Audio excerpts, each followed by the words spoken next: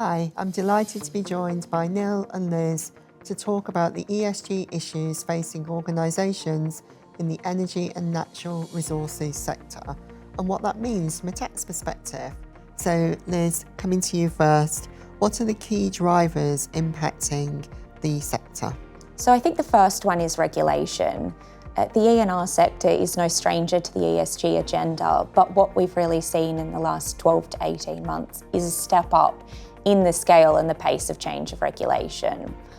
That's coming from both direct policy measures in ESG topics like nature, the circular economy, and human rights due diligence in the supply chain, but also around sustainability and climate-related disclosures more broadly that we're seeing being introduced in markets like the UK, EU and US, but others coming as well. So I think a lot more to come in terms of regulation. The second one is around stakeholder pressures. So companies really responding to the challenge that their investors, their communities and their employees are setting them by looking at how they can translate their ESG ambitions into transparent action plans. Perfect. And Neil, what does this mean for the tax function? What should tax leaders be doing? So I'd break this down into three areas. The first is dealing with rapid and significant business change. Some of the regulatory changes that Liz referred to and the need to decarbonise means that we're seeing businesses change how they allocate capital, it's driving innovation, and it's changing how they operate. All of that business change means that tax leaders need to be really close to their business to act proactively in relation to these changes.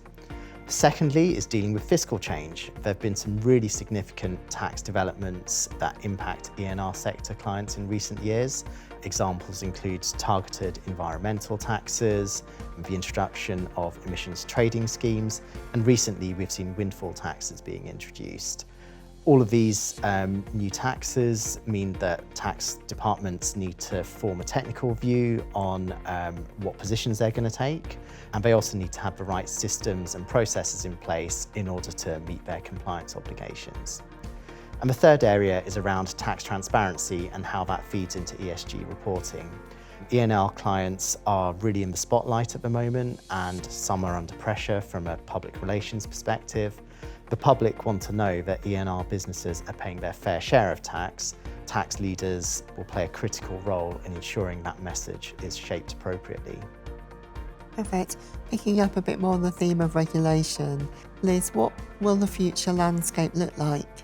We're seeing regulation develop in three key buckets. So the first being direct policies and incentives. We've seen packages like the EU's Fit for 55 package and more recently the US Inflation Reduction Act looking at targeting green and low carbon investments.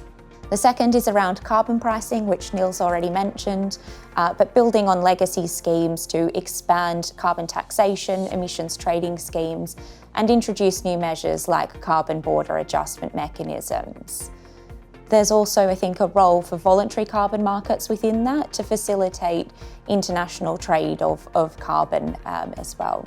And the last one is around the sustainability disclosure requirements that are coming as well, and that will very much link into broader corporate governance reforms. Perfect. And Neil, anything you'd like to add? So I think if we look at the position broadly, the world has made some progress in terms of meeting ESG goals, but there's still a really long way to go. So what that means is that we'd expect to be a broadening and a deepening of fiscal measures that address ESG.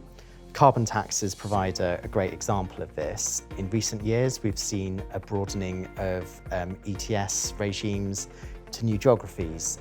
Canada introduced one in 2019, China in 2021, and Japan has just introduced one. What do you think, Liz, are the biggest challenges and opportunities for the E&R sector from ESG? I think it's really responding to the pace of change and the scale of changes that are coming and turning that really into a holistic action plan. I think there are plenty of opportunities that are being presented to companies, but it is how you build that into one cohesive strategy. From your perspective, Neil? So again, it's the pace of change that is the key challenge, and embedded within that are some opportunities and risks. There's some really big fiscal carrots and sticks out there at the moment. If we think about incentives, there's an opportunity for tax departments to optimise the position, but there's a risk that with the pace of change, they won't be able to sort of keep track of all the opportunities that are out there and make the most of those opportunities. Likewise, if we think about fiscal change and new taxes, those introduce risks for tax departments, and if they're not picking those up quickly enough, there's a risk that they may not be addressed appropriately. That could have financial or non-financial implications. Thank you. And the final question is to you, Neil.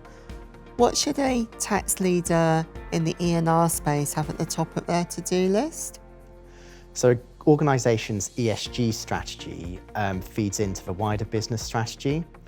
What tax leaders need to be doing is to think about how their tax strategy links into both of those things and to ensure that it's coherent.